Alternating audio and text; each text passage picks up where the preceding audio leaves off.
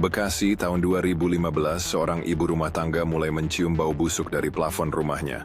Awalnya dia kira itu tikus mati, tapi baunya makin menyengat, menusuk hingga ke dada. Hingga suatu malam, cairan hitam mulai menetes dari langit-langit ruang tamu. Suaminya naik ke loteng. Dan begitu membuka pelat kayu itu, dia langsung muntah. Di sana, terbaring tubuh seorang pria, sudah membusuk, kulitnya membiru, dan matanya masih terbuka, menatap kosong ke bawah. Mayat itu bukan anggota keluarga, tidak ada yang kenal, tapi itu bukan bagian paling menyeramkan. Polisi datang, mereka angkat tubuh itu.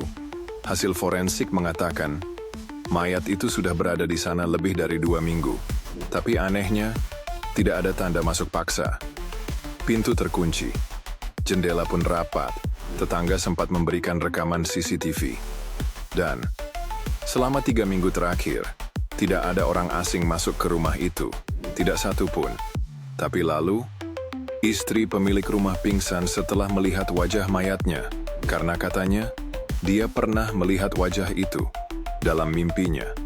Setiap malam selama 2 minggu terakhir, dia mimpi ada pria berdiri di atas kasurnya, menatap ke bawah dari langit-langit.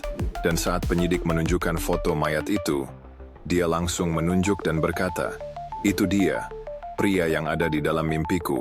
Dan itulah kalimat yang membuat penyidik merinding sampai mundur perlahan. Bagaimana mungkin seorang istri bermimpi tentang pria mati yang tak ia kenal? Tapi mayatnya ditemukan di loteng rumah mereka sendiri. Polisi menyelidiki. Namanya Rudi Hartono, tukang bangunan yang menghilang 3 tahun lalu saat renovasi rumah itu.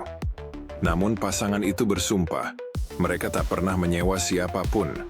Yang lebih aneh, tak ada laporan orang hilang atas nama itu. Dan autopsi bilang, dia baru meninggal 2 minggu lalu. Di dekat mayat, ditemukan buku catatan kotor berisi gambar seperti coretan anak kecil. Semua bergambar sosok berwajah gelap, berdiri di atas tempat tidur, menatap ke bawah. Saat buku itu diperiksa di kantor polisi, tiba-tiba terbakar sendiri, tanpa sebab. Sejak hari itu rumah dijual murah, pasangan itu pindah. Tapi tetangga bersaksi, tiap malam Jumat, mereka masih dengar suara langkah pelan di atas plafon. Dan kalau kau tanya siapa sebenarnya tinggal di sana dulu, tak ada yang tahu, tak ada yang pernah lihat tukangnya. Kalau kau berani, cobalah menginap semalam di rumah itu. Dan malam ini, sebelum tidur, lihat ke atas. Kalau kamu masih berani nonton sampai habis, tulis di komentar, "Saya sudah lihat ke atas." Jangan lupa like dan bagikan video ini ke temanmu yang suka cerita horor nyata. Dan kalau kamu ingin kisah seperti ini tiap minggu, subscribe sekarang sebelum sesuatu mengetuk plafon rumahmu malam ini.